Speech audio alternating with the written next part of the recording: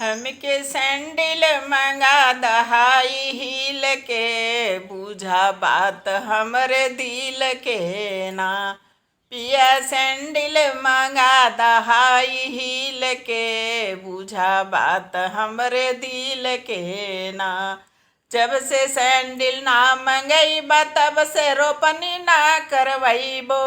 जब से सैंडल ना मंगईबा तब से खेत ना रोपवैबो। पिया चावल मंगईबा राइस मिल से, बुझा बात दिल के ना।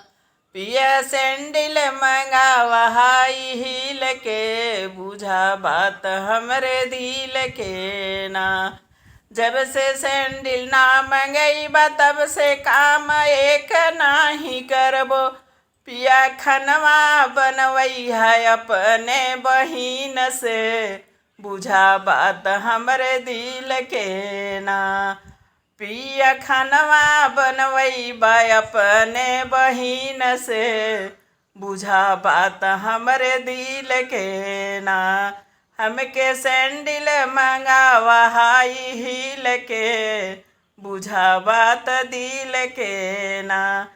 जब से सैंडल ना मंगईबा तो हर एक नाही सुनबो।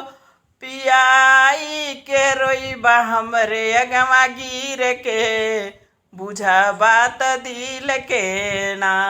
हमके सैंडल मंगावा हाई हील के, बुझा बात दिल के ना।